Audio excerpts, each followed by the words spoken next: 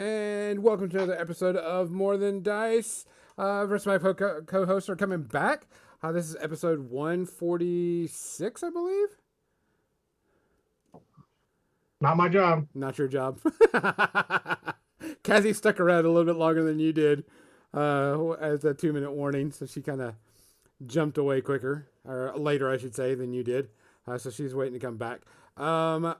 Welcome to the episode. We're going to talk about Kickstarters this time. So, other than that, this is going to be episode... no. My cameras are correctly. Kathy's and John's are correctly.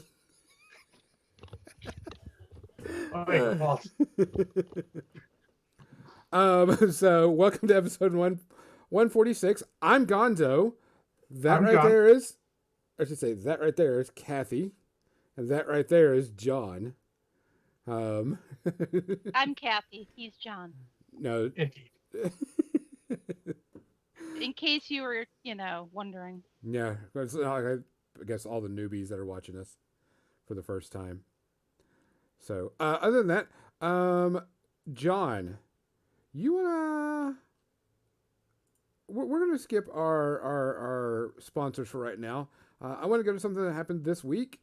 Our shout out for the week. Oh, you mean Sir Sean Connery? Yes. Who, from articles I read, does not want to be called Sir ever. Apparently, to writers and directors and all, he was just Sean. Probably, I could see that in the personality. There's some great stories out there.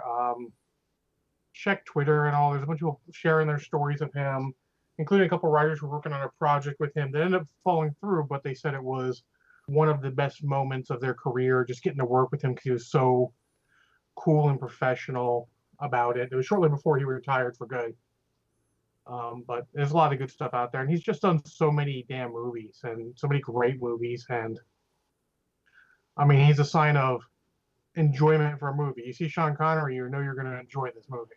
Well, it's interesting that when it came across, the feeds and everything, I didn't realize he was 90 years old. Because in my mind, I still picture, Indiana Jones, that's how I remember, that's his memory. He was old then. But the thing is but I don't... Well, to make you feel worse, you got to realize that there's less than a decade between him and Harrison Ford. Yeah, it was just... In my mind, I still picture him as, the Indiana Jones character and in the character in that. And it was like, he's 90. He was 90? Mm-hmm. Like, I don't remember. I mean, it doesn't, to me, it didn't click that he was 90 years old. But it was interesting because I'm like, James Bond, The Rock, Indiana Jones. I mean, you name it, and of course, I always think it's what's the one where he wears the Zardos? Yes, yeah, the suit that everybody talks about. So I mean, it's just like, I mean, of course, ever popular James Bond, but pretty much shows where he is and who he was. I mean, he was the first, and I don't even think it's really arguably. It is just the best. Well, I was reading an article about that, and I was about him being James Bond, and of course, the movie at the time, it was okay to do, act like he was, and I was like, but that was a James Bond character, and I was like, somebody was complaining that you couldn't make a movie like that anymore because like you couldn't grab a woman and just grab her and kiss her and do all this stuff, and I was like, but that's the character, that's a different thing. This isn't. They were kind of blowing this out of proportion. In the books, he's even more of a douche. Yeah. There's so many movies you could not make. All movies are made of their time, unless they're made, before their time, and we usually remember those after the fact. It's just the way it is. Don't look at it for that. Try and judge it by the time it was in. Yes, that time may still have been stupid and crazy and should not have gone that way, but it did. Correct. And don't harshly judge someone for living in the times they lived in. Correct. I mean, judge someone, all historical figures, anyone who we hold up on a pedestal, if you judge them by today's standards, they will be found wanting all the time. Yep. I mean, the one thing becomes more entrenched, we get more ability to do what is absolutely right, you know, and they all work that way slowly. So I mean, sorry, The one thing that I always remember him from the James Bond, and it's the common scene where the lady's in the bathtub and she asks him for something to put on, and he hands her some high heels and just sits on the bathtub, and I'm like, but that's James Bond. That was that's people got to understand that this is a James Bond. This isn't him. This was the way it was written, and so on and so forth. But I mean that and like The Rock, that was the first time I'd seen him in a role where he wasn't, and I put quotes around the good guy, if you know what I'm saying. He was still the good guy. Correct, but wasn't the quintessential hero good guy of the thing. But I mean, it just kind of floored me. I was like, hey, I didn't think he was 90 years old. I mean, because he hadn't done anything since when? Do you remember? I mean, look at how old he was when he was playing James Bond. He was not a young man No. playing James Bond. And that was in the early 60s. Yeah, one of the movies I watched was from 1981, which I'll point out was 39 years ago. Yeah. And mathematically speaking, he was what, 51 then? Yeah. So everything he did afterwards, Hunt for October, Indiana Jones Last Crusade, League of Extraordinary Gentlemen, all that stuff is post 51. Highlander. Oh yeah, and Highlander. You didn't mention Highlander. Yeah, Highlander, which is one of my favorites, of course. So before we do that, let's give our tribute. Did you two watch any Sean Connery movie this week? Hell yes. Let's go. Oh yeah. All right. Kathy? What'd you watch this week for Sean Connery? I watched Goldfinger. Goldfinger. And Goldfinger. give us your review and everything for it. And why did you choose that one? I've decided to work my way through all of the James Bond movies consecutively, and Goldfinger is the third one. So it had to be Goldfinger. I actually liked From Russia with Love better. Goldfinger has a whole bunch of really classic scenes in it,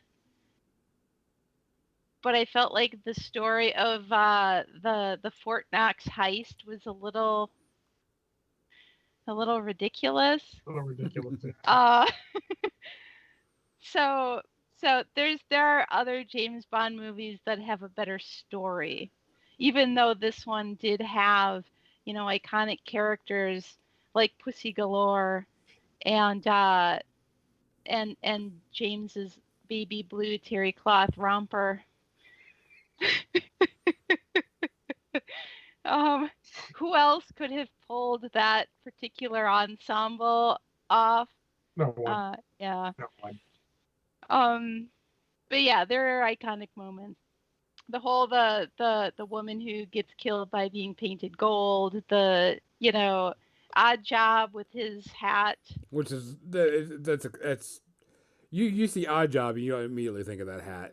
That hat is So there's all these different iconic elements in this one, but the story itself is just so over the top. It's but you'll always remember that Mr. Bond, I expect you to die. Funny note that I actually worked next to a guy who's Brandon Bond, and at one point while just doing work, he said, "Do you expect me to such and such?" So of course I had to, and you know what the damnable part is? He's so young he didn't get it. Oh, that's so sad. Like I had the right line at the right spot, and you're too young to fucking know. Let me just play you this YouTube clip so you understand my awesome joke. That's what smartphones are made by. It's like old people made smartphones because we have to play the YouTube clips so all the youngins will get our jokes.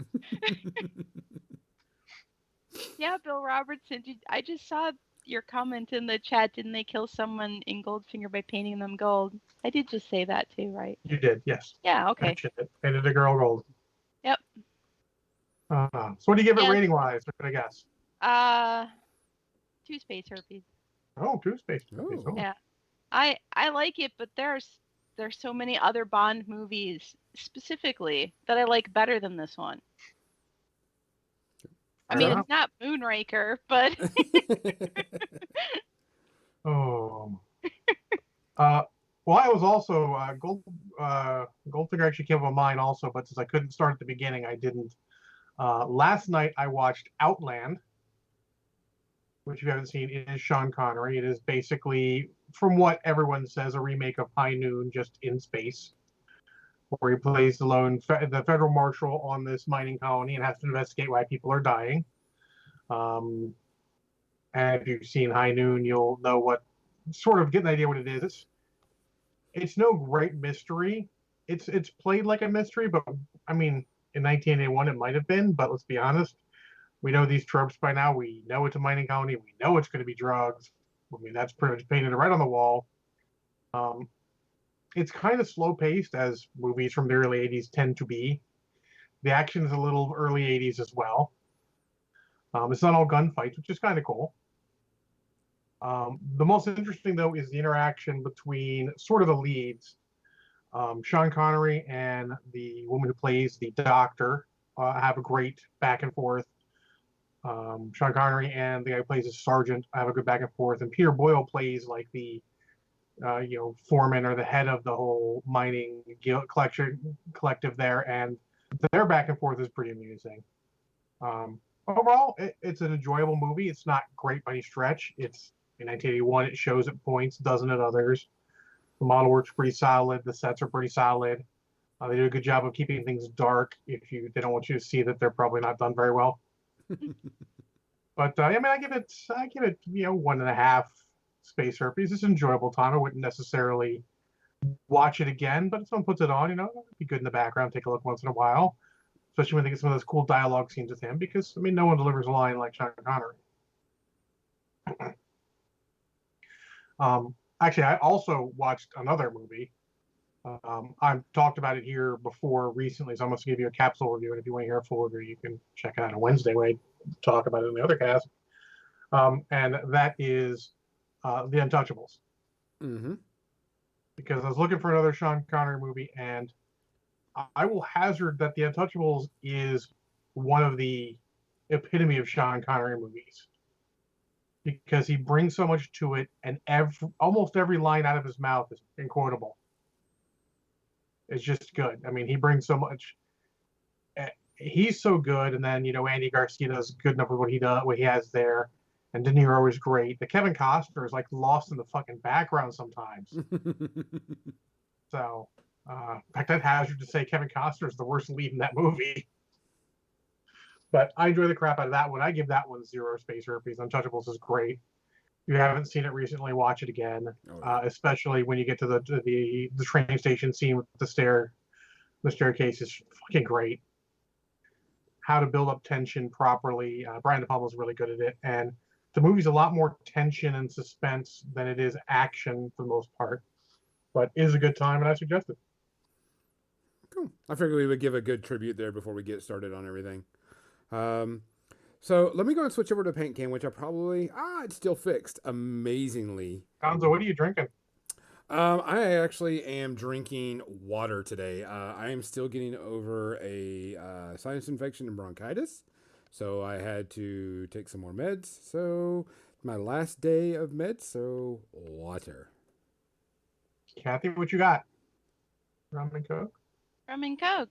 Yeah! Yeah. I'm drinking a Dark and Stormy again. All right. So, guys, keep your eye out for each other. Make sure you go and vote. Look out for everything. Help each other out. If you see something going on, say something. And please wear a mask. Cheers. Cheers.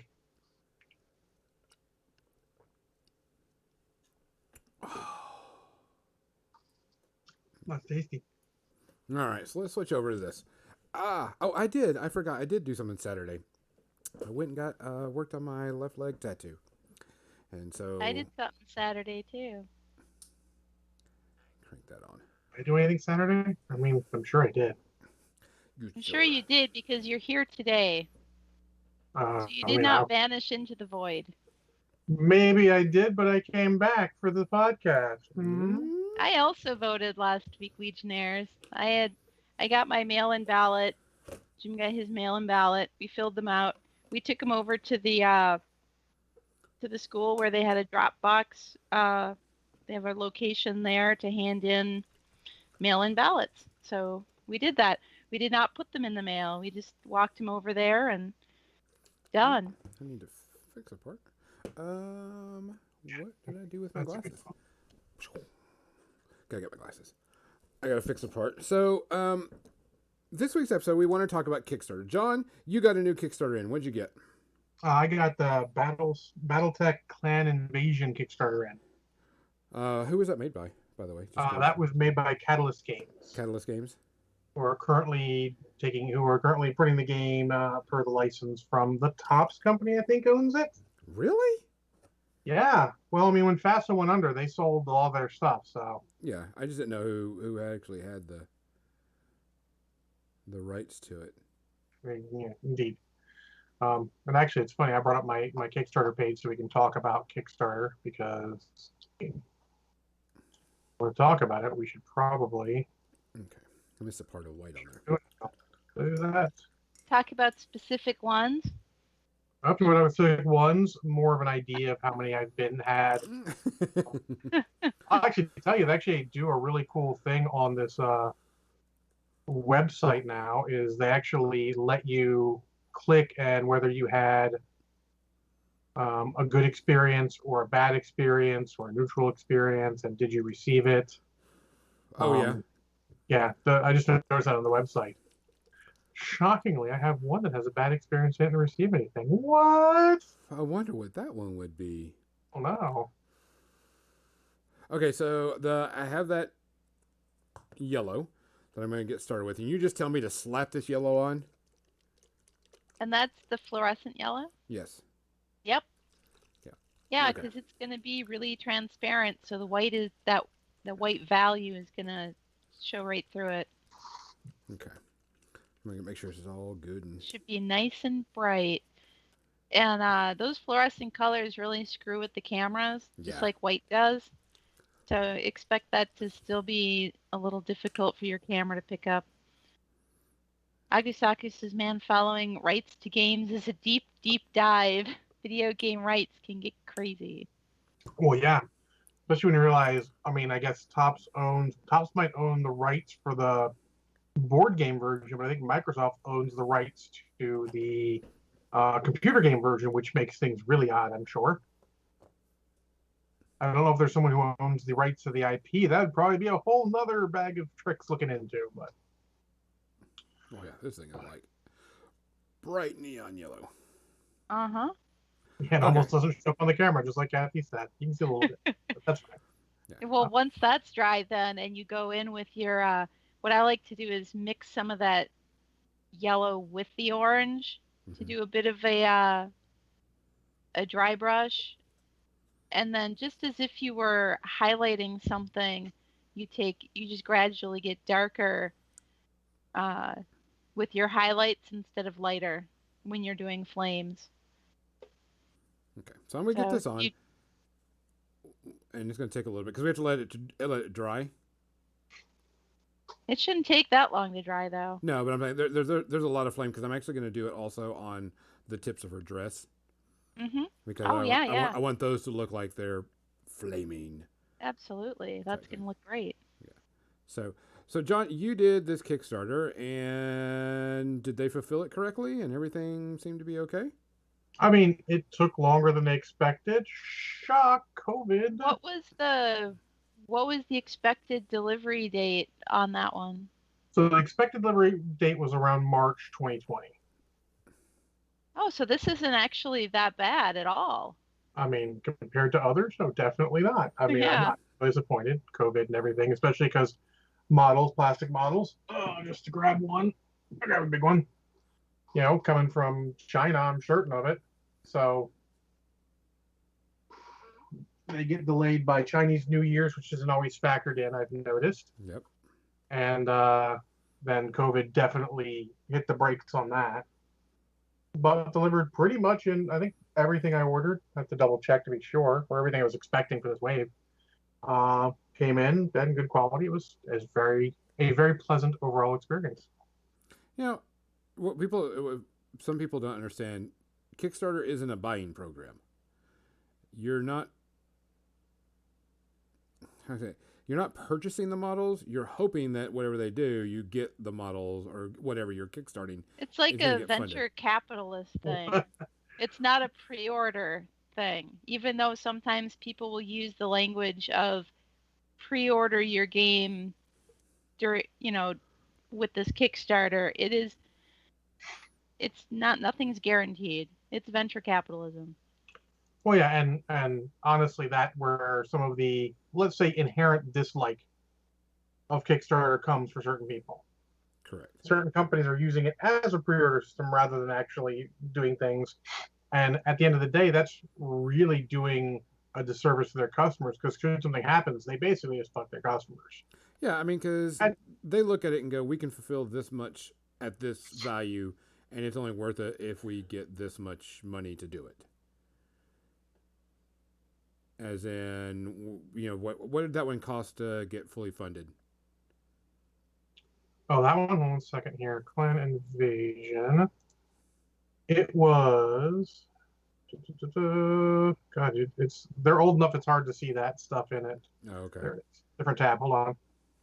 It was 2.5 million out of $30,000 goal. Okay, so they only really had to only make $30,000 to Yes. get it funded to start producing it. Now, are they going to sell this stuff in stores?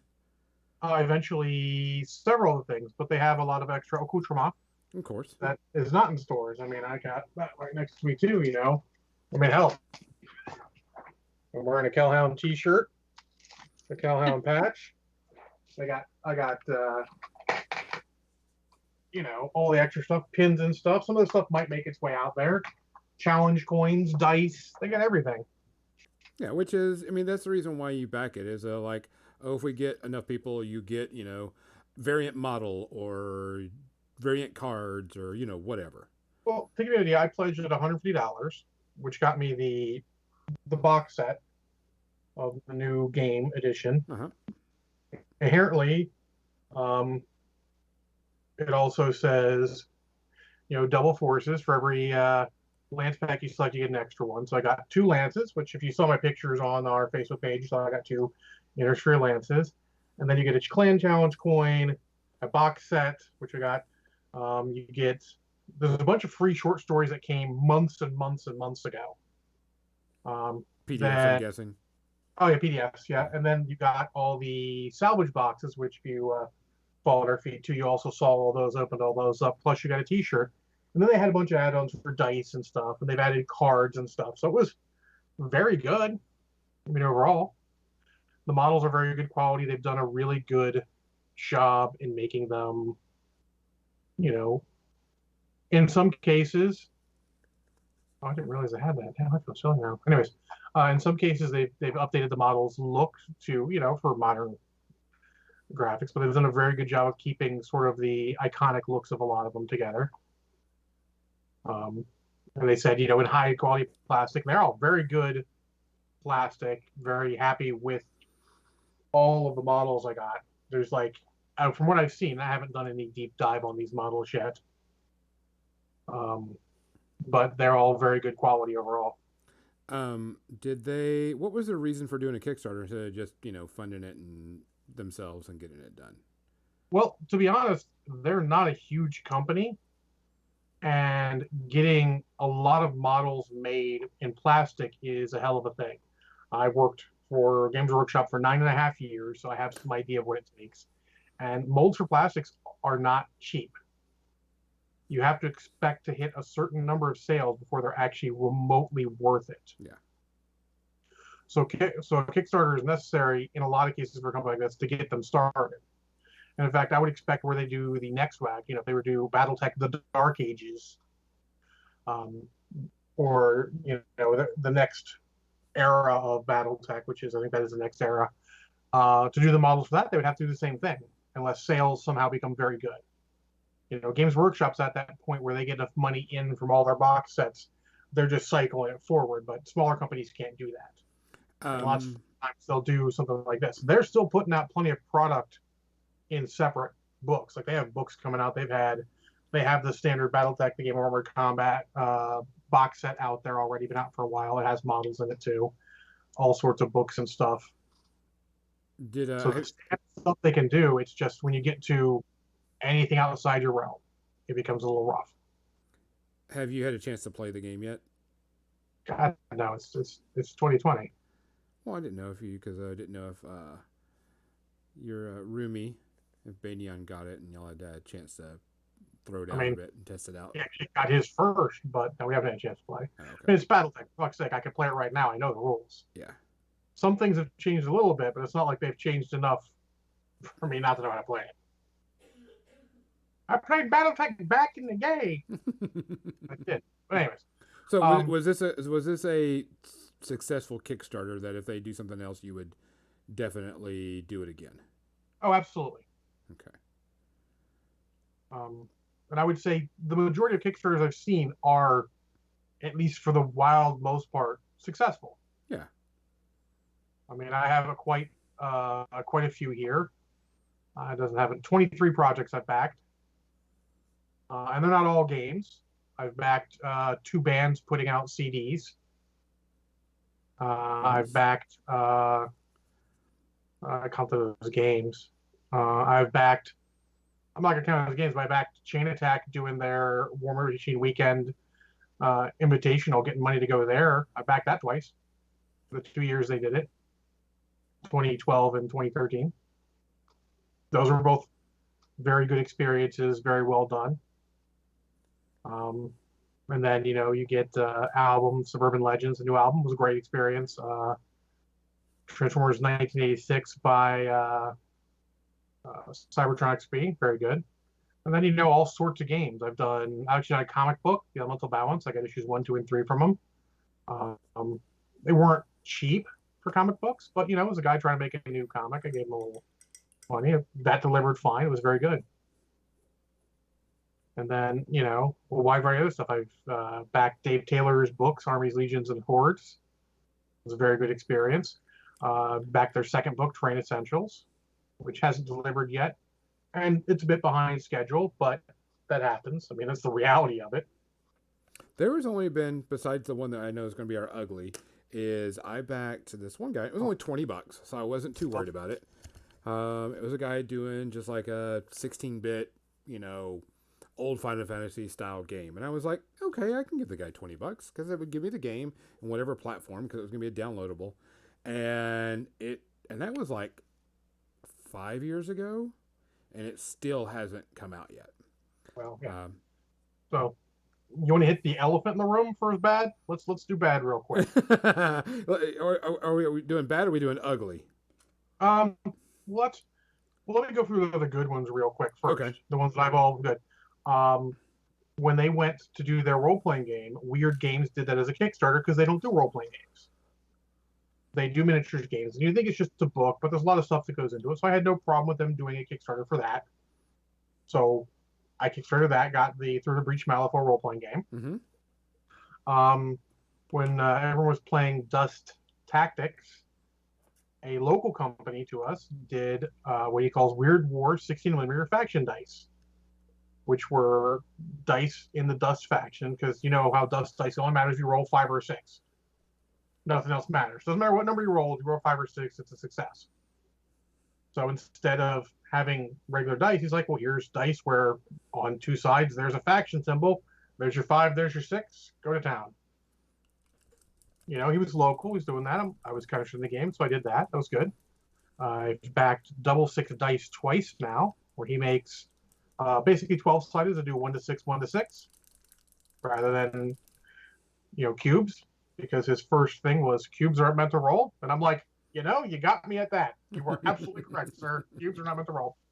And I will say, 2 in a row, absolutely the best Kickstarter I've followed. Not because he delivered on time, because he actually didn't, but it is so see-through. You see everything that's going on, and the best communication. If I even wanted to go back to that first one from 2014, I could see where he spent every dollar he got, because he's got reports on that, because he kept absolute transparency. I've done a couple other role-playing games. I did Feng Shui 2, which I love, obviously. That's still delivering every time they update the book. Since they came with a PDF copy, I get an update of that. Good. They put out like free adventures. They put out a couple free adventures you've gotten. Um, God, what else do I want to talk about? Star Realms. I've done Star Realms twice now. Not too much. I did the Star Realms add-on for Epic Jungle, and then I did the Star Realms Frontiers because I love Star Realms.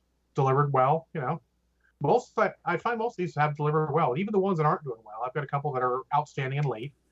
Prowlers and Paragons is a superhero role-playing game. Yeah, no, I have a PDF copy with no pictures because they're having problems getting pictures. COVID sort of, they were a little behind, and then COVID definitely stopped everything they were doing. So I understand that, you know, reality is, but they have good communication also. I don't get weekly updates anymore, but you get bi-weekly or maybe monthly updates of what's going on. So pleased there. And then you get to, you know, let's get to the bad. I'm not sure if we're going to call it bad. I'll call bad Relic Knights, the first Relic Knights. The first Relic Knights delivered probably a year and a half, 2 years late. It was, I mean, solid communication was good, and you find a lot of that. But never, just never telling us exactly what's going on until it was way past the date. I remember they said they were delivered May 2013. I don't think we actually heard what was going on until sometime late June 2013. But overall, the quality of the product was good. And once they started communicating, it was great. Enough that we backed them. I backed even for more money because I put my buddy Dave in there too, not Brush at Dave, on their second edition, which is not delivered yet. And the laments of Soda Pop Miniatures and their problems have been the subject of many, many a podcast. Yeah. To say, well, I have $305 in their thing that I may never see all of. As it stands, they have stuff ready. I could, but they don't have the money for shipping because they have money problems. So I could order something from their web store, and if I get anything shipped to me, they will throw everything from my pledge that's available on that too. But they're still, where other companies might have cut and run, they're still communicating occasionally and trying to fulfill everything they've promised. It's slow. I mean, this is expected to deliver 2018. It's 2020 and not February. So it's going to be at least 3 years late, probably 4. But you know, it is what it is. And honestly, at this point, it doesn't really matter. Like, miniature games coming out 4 years after it's supposed to is probably not going to hit big at all. And then the ugliest would be the Robotech RPG Tactics one, which I'm sure is the one Gonzo was referring to. Yeah. In our miniature game circles, that is probably the brand name for shit in the bed. Yeah, because originally when I saw it coming out, I'm like, oh man, this looks really cool. I love Robotechs, a miniature game that, you know, played on a tabletop, and they're going to have all this. And I'm like, yeah, this looks really cool. I'll buy, you know, I think I was in for like $250. And when it came out, we were still riding high on Soda Pop Minis, who Palladium Books partnered with for it. They were on a high because they delivered at that point, I think, or they were still in talking up like they can do all this stuff. They were doing a lot of the promo, and Palladium Books was, you know, they're an institution and as far as role playing is concerned. They've been around for a long time. It has that license for a long time. No one knew they were going to lose a license that quickly after their Kickstarter was supposed to come out, which was a problem. Because I was waiting, because when I went to Gen Con, Palladium was there, and they had a little demo of their models, and I'm like, when am I going to get my Kickstarter? They're like, oh, we don't know yet, and everything, and I'm like, okay. And I was like, it's probably not going to come out. Yeah. Well, so being in this, So I just want to interrupt for a moment so that I can talk about Gonzo's painting a little bit here. Oh, yeah. Sorry, I'm waiting for the yellow to dry instead of just sitting here waiting for the yellow to dry and put another thin coat of skin on, by the way. Okay, because I wasn't sure if you were throwing a little bit of yellow onto the skin and some of the areas where your object source lighting is going to be reflecting off of, like her upper thigh and other parts of her dress and stuff? No, I Because I haven't. thought if that's what you were doing, that's actually a good idea. No, I was waiting because that yellow is like super super wet and such, and so I mean you really, I mean you can't see it. I mean you can, when I turn it a certain way, you can see the yellow glow Oh, I type Hmm. thing can on see the the camera. yellow Oh, glow. I can see it. It definitely it It looks actually so looks really. bright compared to the rest of it. It already looks glowy. Oh yeah, it's But super. yeah, I was just thinking you may want to add just a little bit of that yellow to these areas of her body Where I'm going to be doing where that. you're gonna have that object source Okay, lighting. I can do that. Let me get another coat of this flesh tone on here because drop my paintbrush all over the place. Don't do that. Oh, it's too bright. I stopped looking at the screen because I'm blinded now. But her skin tone was, it just needed a couple of more thin coats because it was just the black was showing through too much, and I was like, oh, I'm gonna go ahead and get this. You say the black was showing through too much, but that's the underpainting it's supposed to. That's Because shady. that's where your shading is gonna be the sand. Well, it's more like it's splotchy. So, You'd be surprised. Like what looks splotchy up close does not look splotchy when you put it down. That's true, yeah. but it Um, definitely needed another thin layer.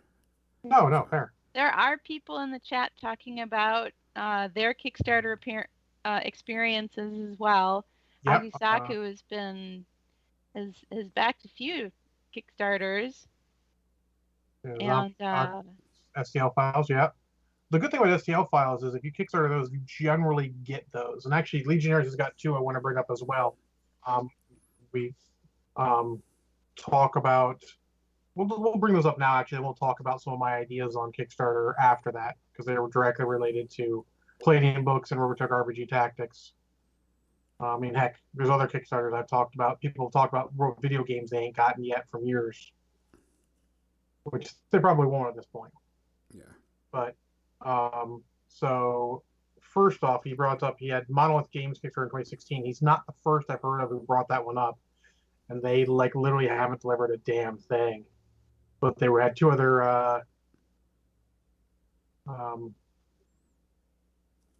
Oh, so yeah, so they had one apparently didn't do well, and then their fans were toxic. So that's a problem a lot of Kickstarters have is if you don't deliver on time, the fans will get super toxic, and you'll get a lot of that.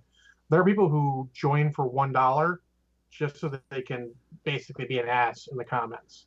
Oh yeah, yeah. I was surprised by how many people just sort of use Kickstarter as their own social media to just go and be assholes. I I'm amazed. I'm floored by the number of people that are just such jerks. Yep. Well, there's a lot of things people do that. People will put in big bids and then withdraw them the last day they can, Mm-hmm. which is shit. Don't do that. Yeah. And then the other one he mentioned real quick, and actually I was going to bring that up because that's sort of in the Kickstarter like object. Is he mentioned Hero Quest, which is not on Kickstarter. That is actually being funded through HasLab, which might as well be Kickstarter, but it's literally just their thing. And you want to be careful of those. There's a lot of other ones. There's Indiegogo. Actually, that's a good one to mention. My mom actually backed something on, I think it was Indiegogo, that was for my gaming table because they got kicked out of Kickstarter because of some bylaw Kickstarter had. But my mom bought it on there. It was a good experience for her. She got what she expected. It was good. They communicated with her. The product was good. But you need to be careful looking at the companies, especially when you get off Kickstarter because they don't have the same rules. Kickstarter has a lot of rules in there to help Protect. protect both ends.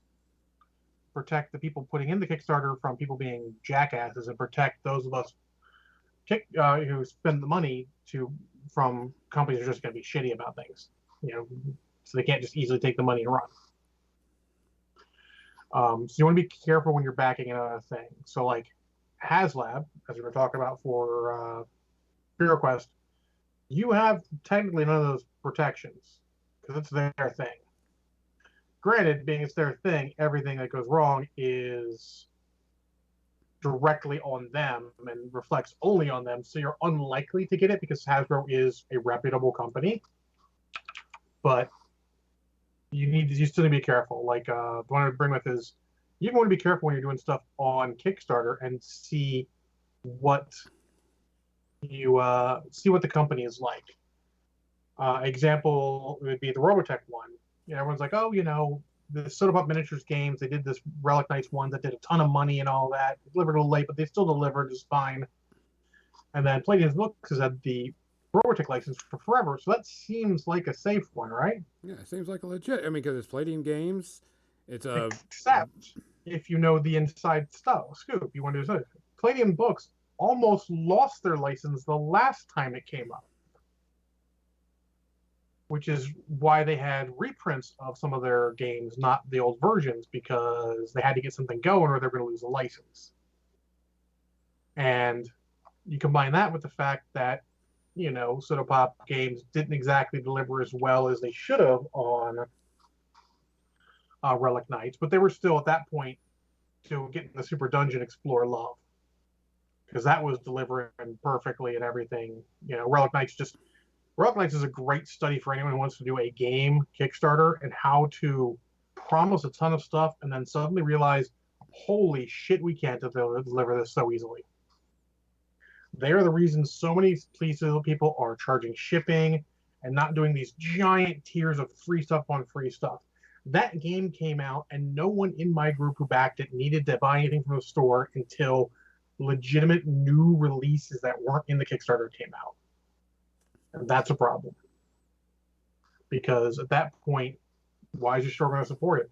Spoiler, they're not. Yeah. They got no reason to at that point. There's no money in it for them. We're not going to buy it. We're going to be the ones playing. We're just using space at that point. Now, some Kickstarters now have pledge levels only for retail stores. Which I think is a really good thing for them to do. Yes. You're going to use it somewhat as a pre-order, because in some ways it is a pre-order, but that way you can make sure your customers get it. Yes. And it's also because you're taking care of the local store. Because, I mean, if you can get it from the local store and they're going to do the Kickstarter, the retail version or whatever it is, amazing. It just shows that, hey, I'm willing to back this. Can you back it? I'd rather do it through retail than do it through, my own. But not everybody can, so... Yep. So, Most Magic mentions Kingdom Death almost went under from the first Kickstarter due to all the freebies and logistics. Yep. Yeah, that's another thing. Up until that point, literally that's another good one. They came out a lot better than Soda Pop came out okay from their first one. The second one killed them, but yeah, that's the thing they need to look at, and those two would definitely be a good study in that and how to do it right. Because it's just, if you give too much free stuff, I mean, at the end of the day, how much they have to buy later, and also how are you going to get it there? Are you hurting your sales in the future? That's why if they start looking like too good of a deal, I start really giving them the squinty eyes. All right, let me see. I'm trying to get somebody asked if HeroQuest is available outside the U.S. What? I think it is now available outside the U.S. Originally, it wasn't. You remember our original podcast on it? I thought they might expand it at some point. Yeah, because people are pretty upset that you couldn't get it outside the U.S. The only thing I see is it's not available in Quebec. Don't ask why I can't answer these questions. It just says, biggest day, not available to ship to Quebec, Canada. Which is weird. Or Quebec. There's probably a law. There's laws there. But yes, so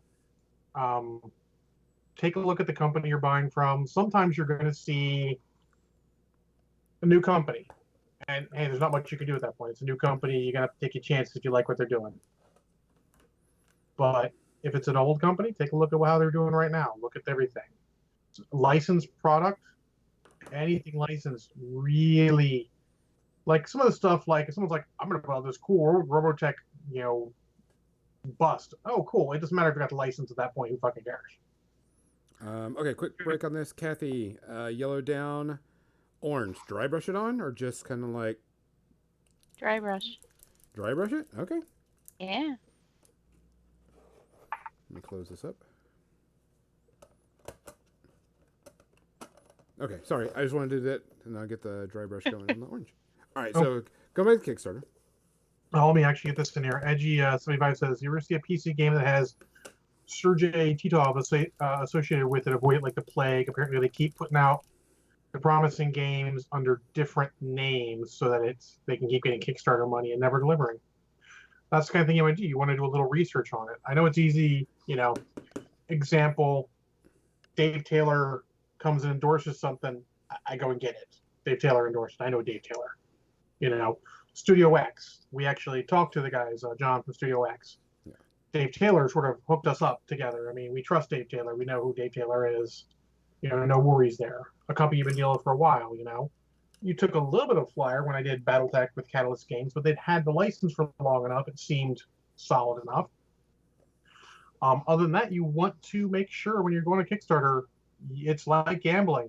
Don't put any money in there you can't afford to lose. Correct. Mm-hmm. Like I say, I have $305 in Real Life Nights Second Edition. That's not all my money. Some of that's not Brushhead Dave's money. I don't expect to get any of that back. At this point, it's lost, whatever. The $60 for Overtech RPG Tactics is definitely lost. I could have put it towards Wave 1 stuff, but that wasn't going to happen at that point. No. But every other Kickstarter I feel delivered in, or that is, I'm expected to have delivered, has delivered, and it delivered in good enough that I feel like it's overall been a boon for me. Yeah, the interesting part and whatever of the Robotech, what really irked people off is they tried to do another Kickstarter while trying to get the Kickstarter for Robotech, and people are like, there ain't no way in hell I'm backing. Well, the thing is, they were doing that, but they also realized there was technically Soda Pop Minis was not the main people behind the Robotech Kickstarter. No, I'm talking about Palladium Books, and Palladium Books did not do another Kickstarter.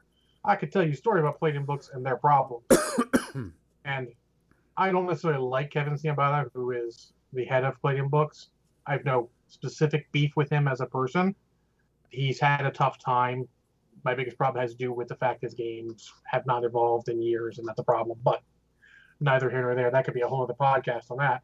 But he's had some tough times, and I feel for the dude. Like, a lot of bad shit has come his way. And then to have, expect a renewed license that you renewed without any super huge difficulty, only one slight hiccup in, 30 years? Because Robotech was one of the early RPGs I played in fucking elementary school. To lose that license in the middle of doing this thing, because they intended to get out Wave 2. It wasn't like they were not trying to. But they lost the license in the middle of all that.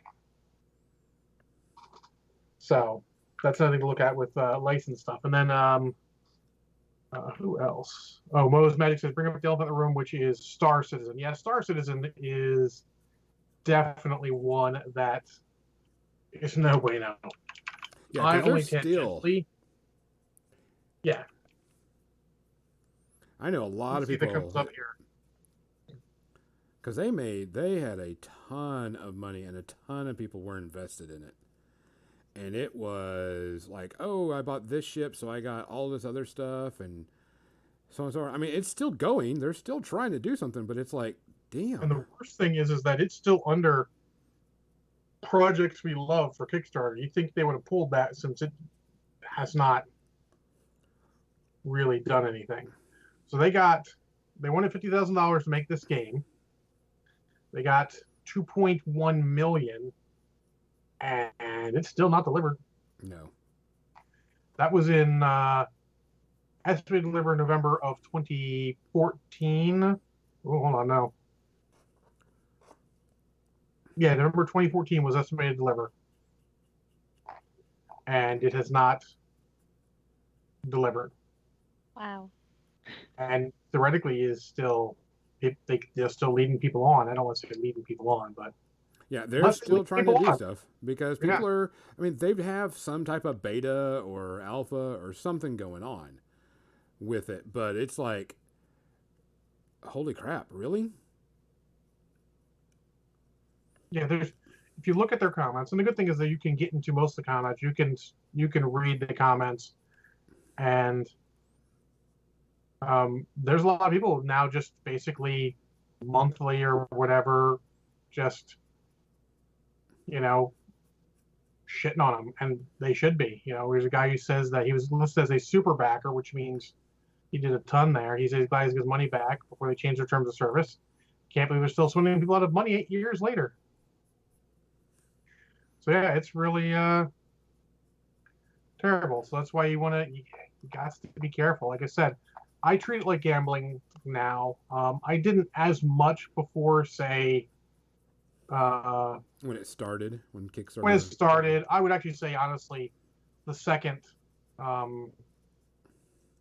Relic Knights is the one where I started really going, let's be careful on this. Yeah. Because they delivered the first one. I had no reason to worry that they were going to deliver the second one. And again, like I said, they have had problem after problem after problem. I don't want to say it's not their fault, but it's not entirely their fault. Well, after the Robotech incident, I've been like, because one of them I backed was, I can't remember the company, but they made something called fidget cubes.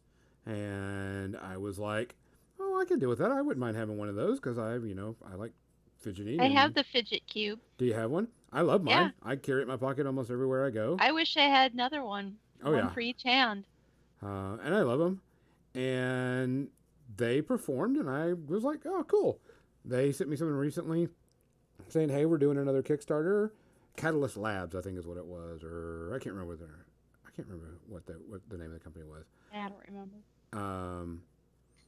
Not Catalyst Labs, but and I was like, I looked at it and I was like, no, I'm not really into that. That one doesn't seem like it's gonna fit what I want to do, so I didn't do it. But everything else, I mean, like I said, their fidget cube, because they had a lot of fakes come out after it. After they made it, there was a lot of people that took it and were faking it. And you could tell the difference between the two models. It was unbelievably bad. But I mean, I've kickstarted Privateer Presses, the Warcaster. Video game. Yeah, the Warcaster. I did do the video game, and that turned out to be crap. Well, I didn't. Luckily, I put in with someone else's Kickstarter and just got the model. Yeah, but I did Warcaster and went through, and I was surprised they weren't late, really, being based, about because it's a COVID. Yeah, let's be fair. Yeah, COVID. I'm not going to blame anyone. At this point. Yeah, and I was kind of worried because of COVID, but it came out, and the models are great. The game's fun as shit. They just did another one, Collision Course, which is to add a new race and vehicles to the game. And, they're sort of the epitome of the problem I have. Like, y'all a big company. Y'all been doing this for a while. The fact that you now have to Kickstarter everything makes it infinitely less likely that I would ever back it. Because Simon does nothing but Kickstarters now. They don't. I don't buy Simon stuff because fuck them. Yeah, but I mean, not even respectfully. They've been used as a prayer system. Like after the second Zombicide, let's say, they could have just put out Zombicide, making money hand over fist on Zombicide, and in the stores even, which is good.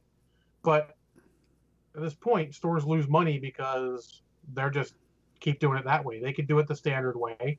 It is a backdoor way to get around distribution, and I think it's a good way to get around it without being able to do anything legal action.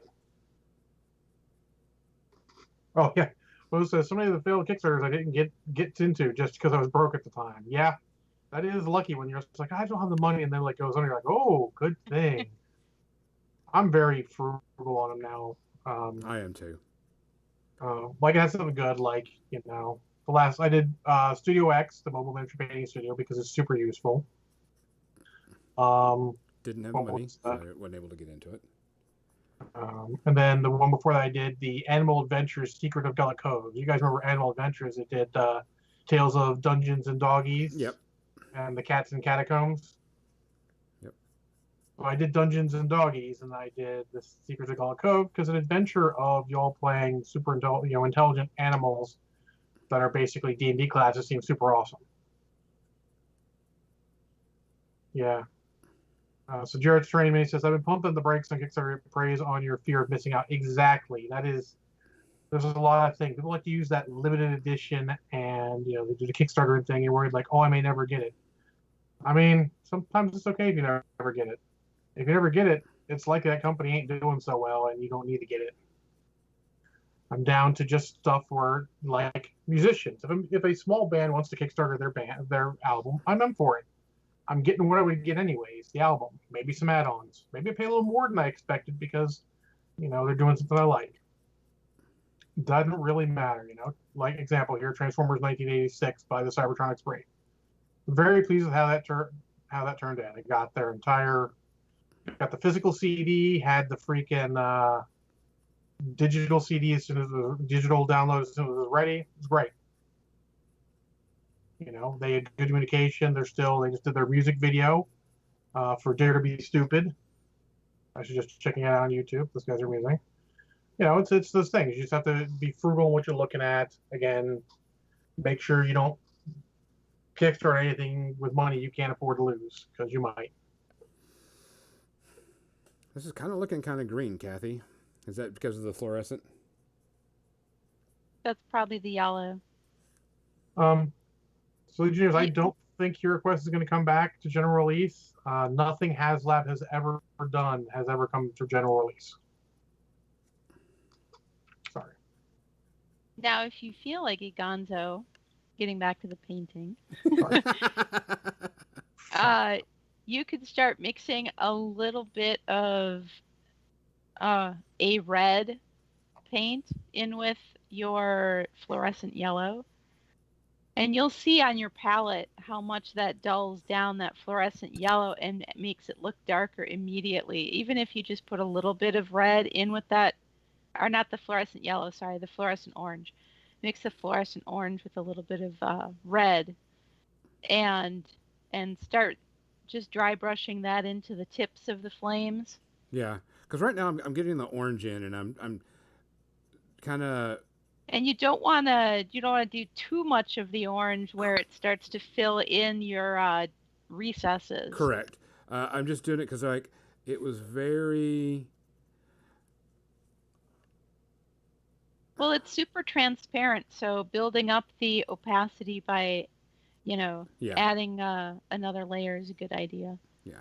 So I'm just getting it a little bit thicker, a dry brush, and just getting it more in there because there's a lot of, like this side over here has a lot of ridges where this one has a lot of ridges with gaps, and this one has not very many ridges with gaps. You know what I'm saying? Mm-hmm. And so I was like, I'm going to try to get a little bit more into this type thing because there was.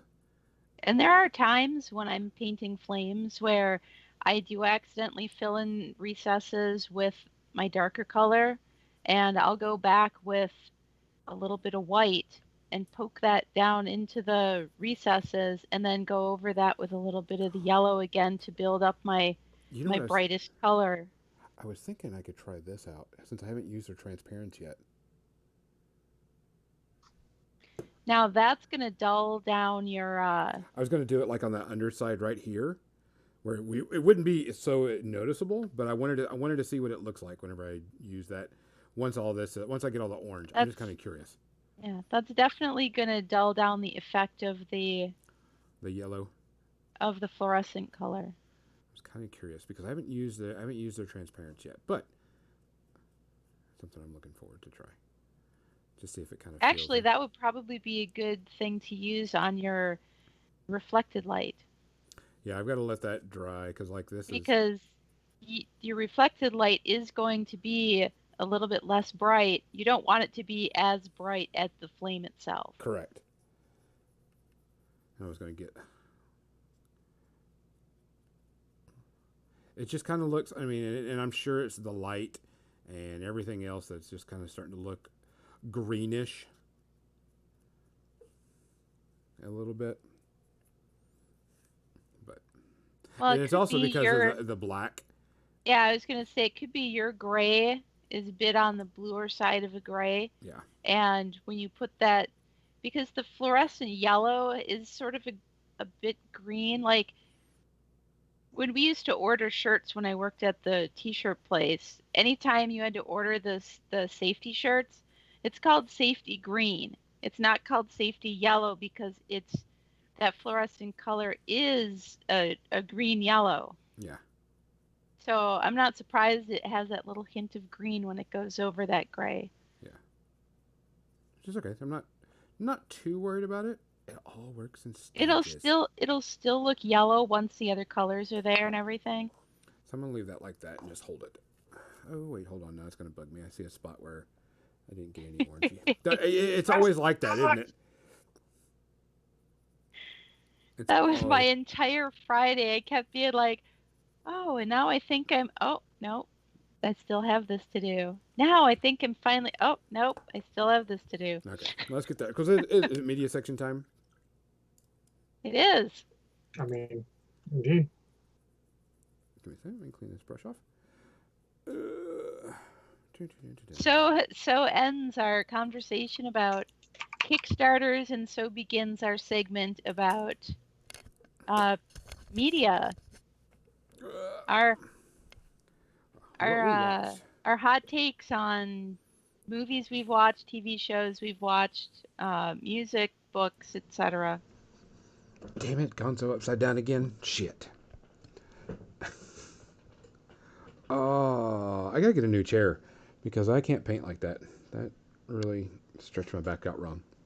All right, so media section. I have roughly 5 things to talk about. John, how many you got? 1. Kathy, how many you got?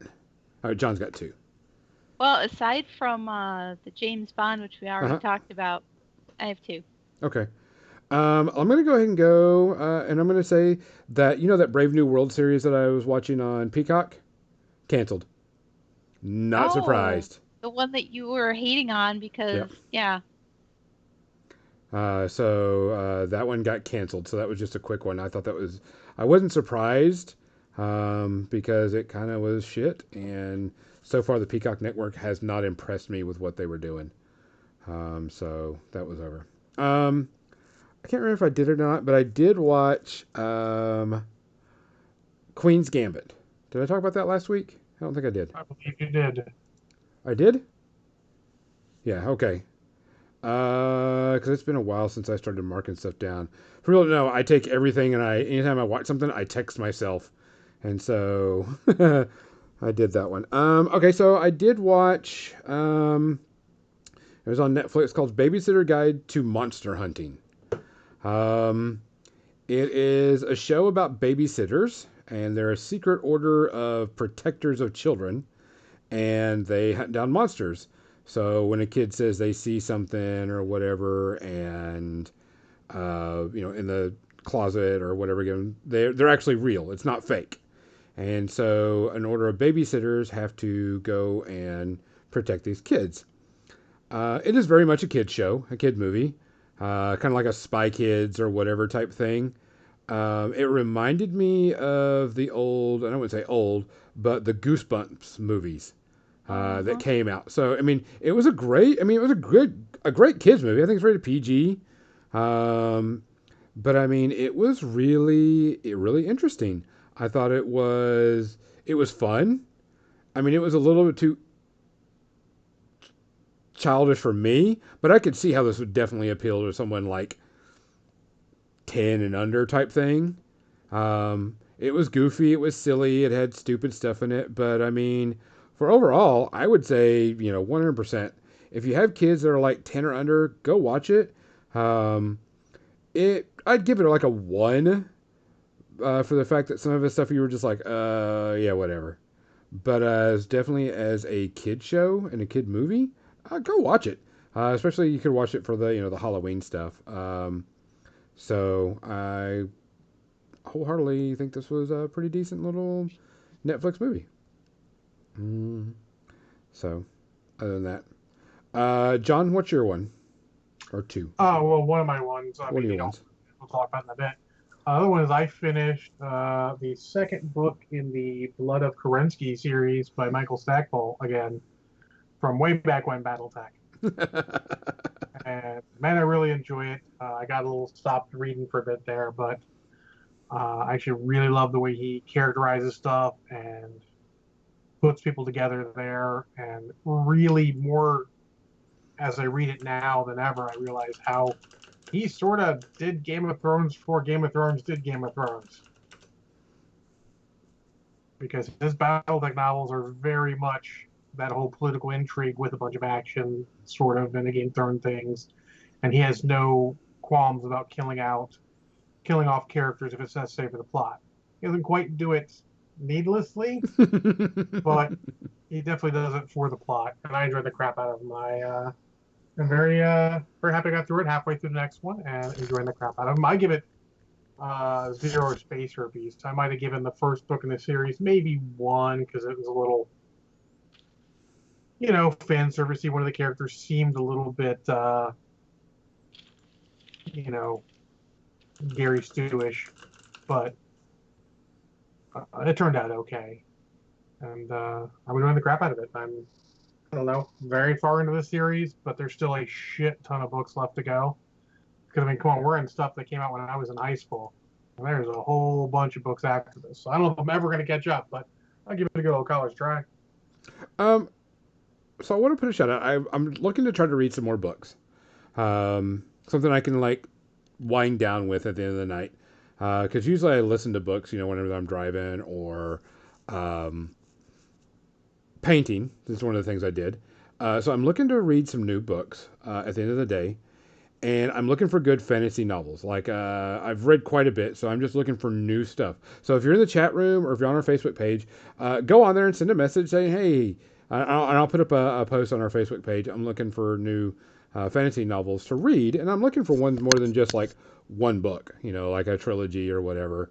Because But I a know, trilogy that's actually finished already, not something that is like the King Killer Chronicles, where there's 2 books done, and who knows if we'll ever see the third one. yeah, I mean, now if you tell me that the new book is coming out soon and the author is pretty reliable on that, I'm okay with that. I've already done Mistborn, which I think is one of my favorites. I wish they would do justice. Um, so I'm going to do a post up on Facebook of requests, and you can find it there. So go to our Facebook page that Gonzo is looking for new novels to read because I can download them or whatever. So I'm just kind of looking forward to that. Sorry, didn't mean to break that, but that was something that came up that I need something to start winding down in the evening in Oh, the the Honor best way. Harrington ones. I have heard of those. I haven't read them. So. Let me unmute so you don't hear my clicky clacky typing. I have read the first several books of Honor Harrington, and they are very good. I very much enjoyed them. I'm gonna go and Um, put that up on Facebook so we can. that's not We can have it. that's not fantasy. It's hard sci-fi, but it's really good. I like sci-fi. Uh, I mean, I mean, Agu says Dragonlance books. If you haven't read Dragonlance, you've read Dragonlance, right, Gonzo? No, yeah, Okay, yeah. just making sure. Years and years ago, I read the Dragonlance book. There's we talked about this last week. There's a sequel trilogy to Willow you could read. Yeah. Oh, that's right. Yeah. So I'm gonna post it up on Facebook. Go there, type up, hey, this is something I think you would like, and if you got a link, even better. So sorry about it. Kathy, you wanna go with yours, or was it just the Sean Connery? I did watch more Kipo and the Wonder Beast. Age of the Wonder Beast. What do you think? What do you think? Are you in season 2 yet? I am loving it. No, I haven't got to season 2 yet. But I absolutely love it. It's charming. It's charming as all get out. It's cute. It's fun. It's original. It's funny. Doesn't take itself too seriously. The animation is fantastic. The world is cool. I've always liked post-apocalyptic things, and when I was a kid, that is actually how I imagined the future would be. So, I mean, I'm not even kidding. I'm like, people living in caves after the end of civilization as we know it. That's how I thought it would be. So, yeah.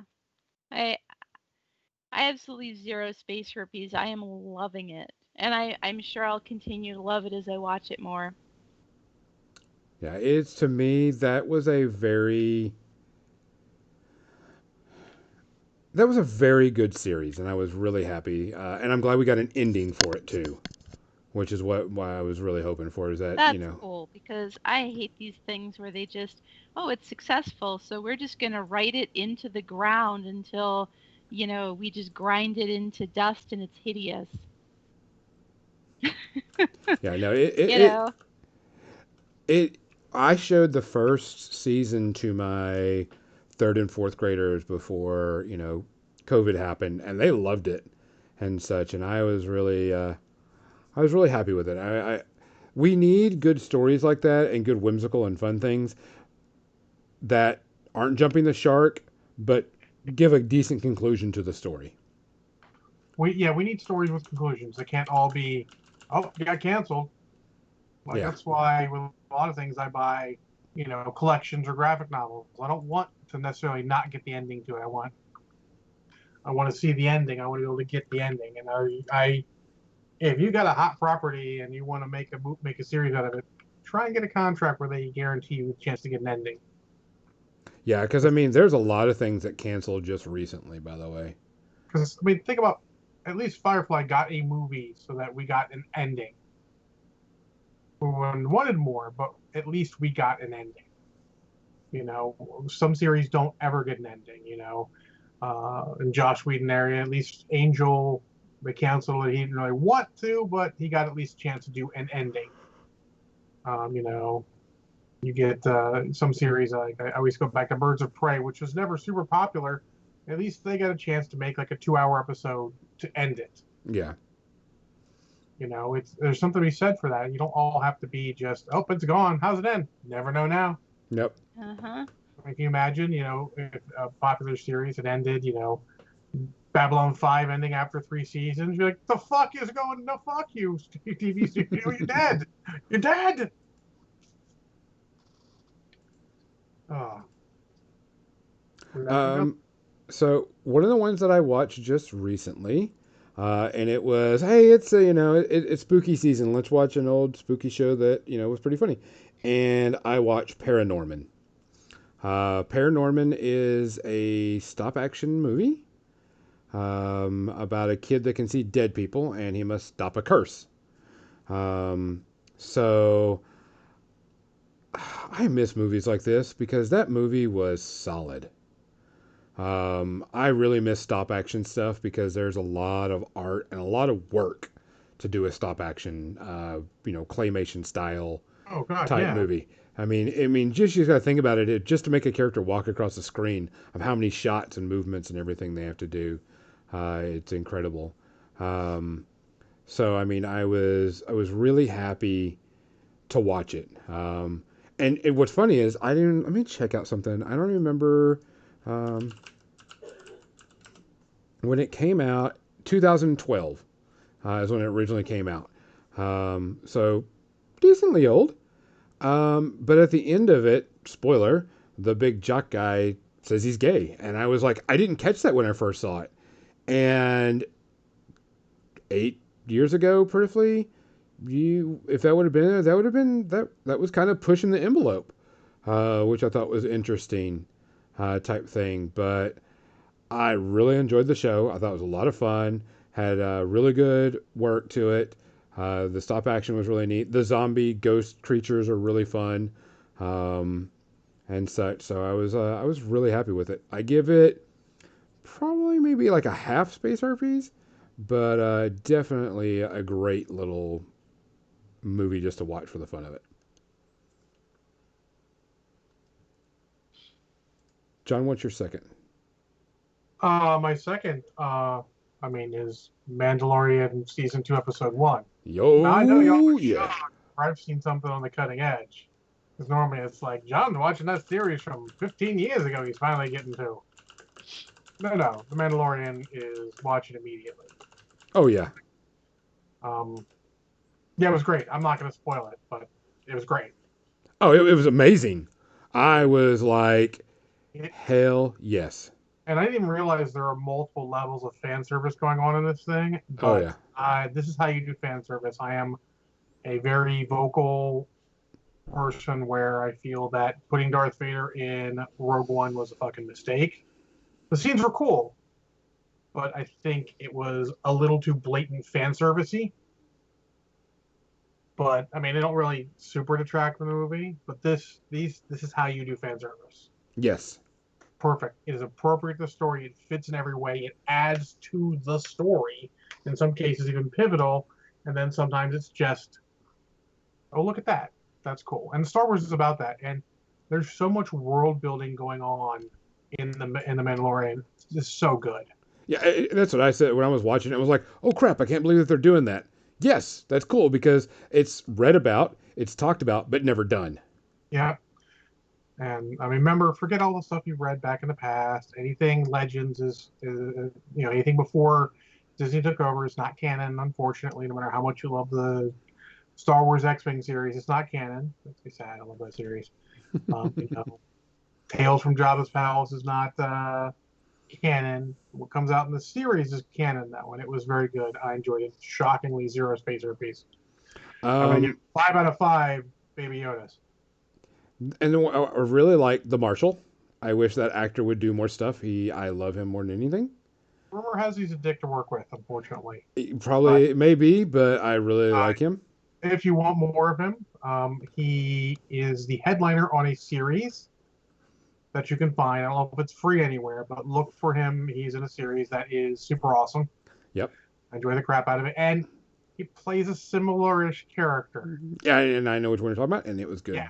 I don't Yeah. want to spoil anything because, Yeah. people may know, may not know. They can look at the, let's not Credits. spoil it. Yeah. But you can look for him. He's actually in other series too as a supporting character. Very good in that, apparently. Yeah, absolutely great. Let's just say The Mandalorian, the first episode, didn't let us down. No, Wasn't a filler type episode. no. Um, Well, it explored. almost was, but it was the perfect kind of filler because it fills with he's doing what he's supposed to be doing. He's trying to get Correct. Baby Yoda home. Spoiler of the last series, sorry. And he's trying to find ways to do that. Boom, boom, boom. Getting that, and then it fits in perfectly.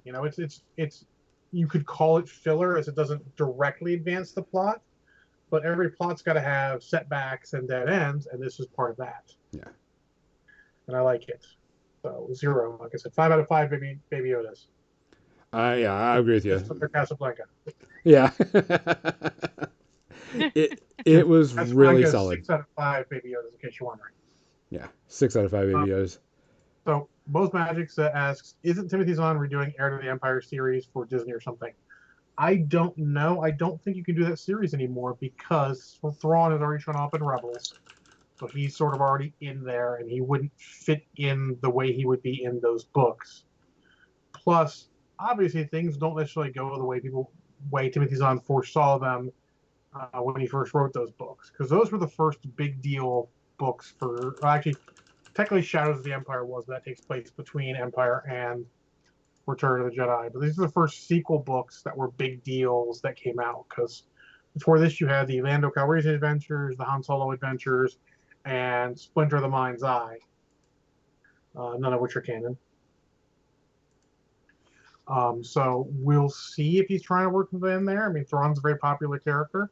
We'll see what they get. Disney has a good commitment to making good stuff. Star Wars TV series is a great way to sell Disney Plus, and I'm sure if they can get just enough that there's not too much downtime between them, they can rake in that Disney Plus money. Because I'll be honest, Disney Plus has so much on it, it is worth keeping most of the time, even though some people just get it for Mandalorian and then leave. Yeah. But you always get that. There's so many subscription services.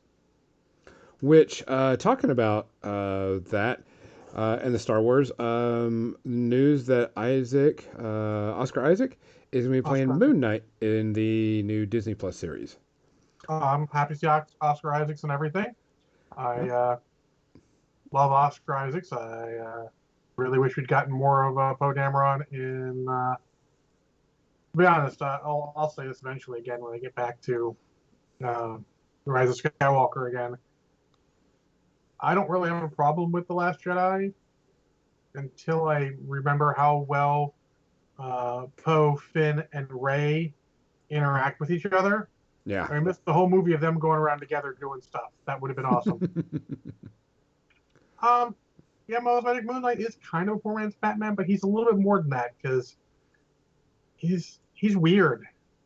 That's why he's a third tier Marvel character because he's really weird. But Oscar Isaacs has got tons of charisma. He'll be interesting to see him in there. I'm looking forward to it. I just saw that. I thought it was should be something we wanted to talk about because it was actually I was like, I like him. Can't wait to see him. Moon Knight's an interesting character, so let's go with it. Kathy, do you have a second one? I do. Go for it. Last night we watched it. The What did new you watch? version. It. Yeah, what did you watch? Ha ha ha ha ha. You're funny. Haha. That's right. So yeah, we So how are did you like it? liked it. I liked it. It was fun. It's funny because on our way home, 'cause we watched it at our friend's house, our friends who are in our safety net. Uh, No. and so we talked about it on the way home, and I'm like, it didn't seem scary in the parts that it seemed like it was supposed to be scary on, but it was scary in other parts. Like the parts that were most scary to me in this movie were the humans interacting with humans, as opposed to and not like that it was bad dialogue or that they were bad actors or anything, but just the way in which some of these people were interacting with the characters were interacting, it was scary. They were evil, creepy, mean, they were more monsters than the monsters were. Isn't that the most human of stories? Yes. Yeah, exactly. So, the the clown or whatever it was, the feeding on the fears of the people in this town was like, was kind of a description of that. The Mm-hmm. humans being monsters. Yeah. And what'd you Ross? get? But yeah, I liked it, and I'm actually interested to see the second one. I didn't realize there was a second one, and my friend's like, "Yeah, it takes place 27 years later because, like the cicadas, uh, Back every 27 years? yeah, every 27 years, bing. So I guess they come back to the town, and you know, I want to see what happens. So I'll be watching that at some point. Fair enough. My last one is I watched the remake of Witches.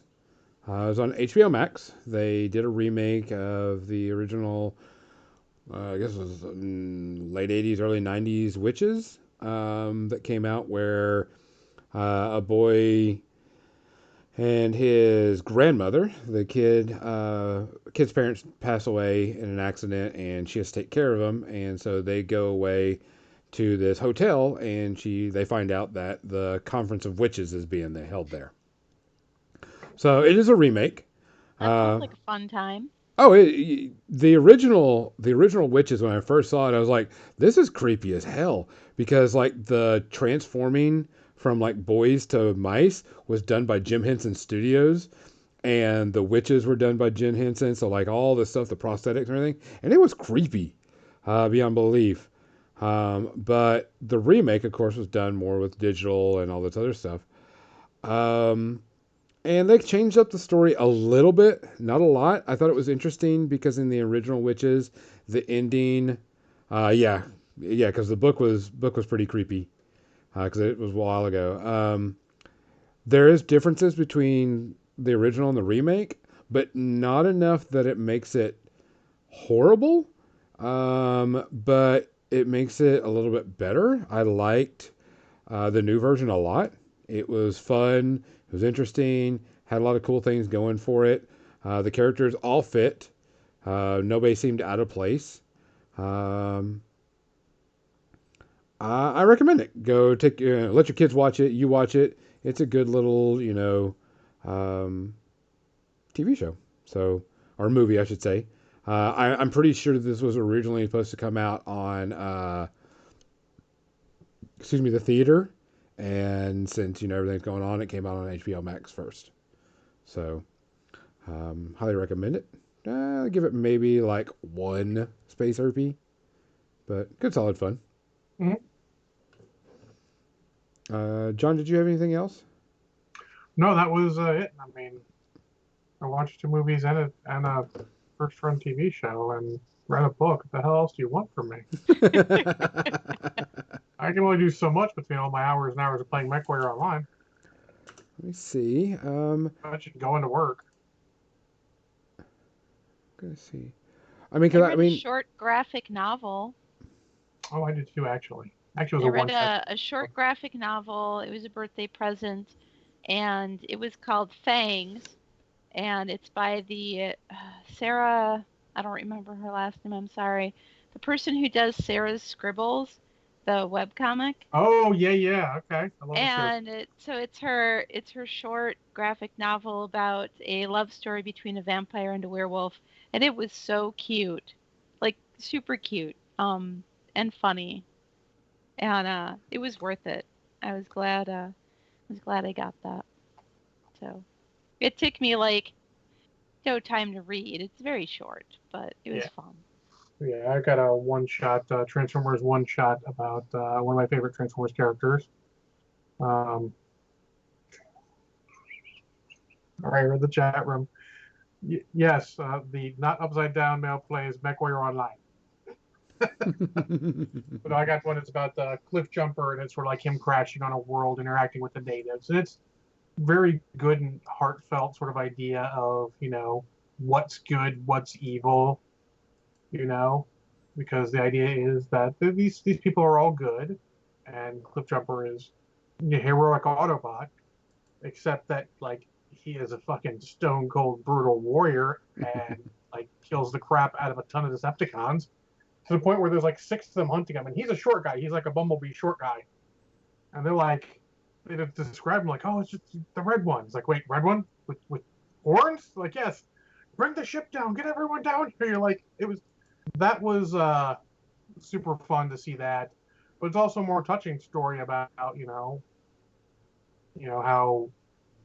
point of view means means a lot there, because are you a good guy even if you're a warrior killing a lot of enemies? That's very interesting. I give it maybe one space herpy because it was kind of short. So, guys, that's our show for tonight. We want to thank everybody coming out. I did link to our Facebook page, so if you want to go over there and give me some more book advice, guys, check out our Patreon for you can get some other reviews. Be on the lookout for a new RPG hitting our airwaves. They'll be on all of our podcast network stuff, so you can listen to it. We'll definitely be posting it up on our Facebook page too. Don't forget, check out Kathy on Tuesday, Wednesday, Thursday, Friday. From 3 to 5 Central. We'll show you painting. What you working on this week, Kathy? More bases? Yes. These are so last week was making the bases, and now I am going to be painting. I've already started painting them on Friday. So I'll be continuing painting them. My guys are pinned on so that I can figure out where the object source lighting is going to fall on the bases. So as I paint these bases this week, we'll be doing some object source lighting from the glowing faces of the jack-o'-lanterns. And I also have to finish painting the pumpkins. So, cool. And you're asking me, Nixel, if my household is competitive? You're asking John if his household is competitive? There are 3 of us. There's Trace. But, all right, guys, we want to thank you for coming out. We appreciate it, everything. If you need anything, give us a holler. You can find us anywhere and anytime. For More Than Dice, I'm Gonzo. John. I'm Kathy. Good night. Good night. Don't go anywhere, guys. Don't go anywhere. We will be rating zombies in just a moment. Rating zombies. Woohoo! Zombies! Pixel needs back rub. Uh, I can't help you with that, Nick. Sorry. I probably could too, but I ain't gonna ask Mania to do that. That's just weird. I bet you have strong That's a hands, different though. stream.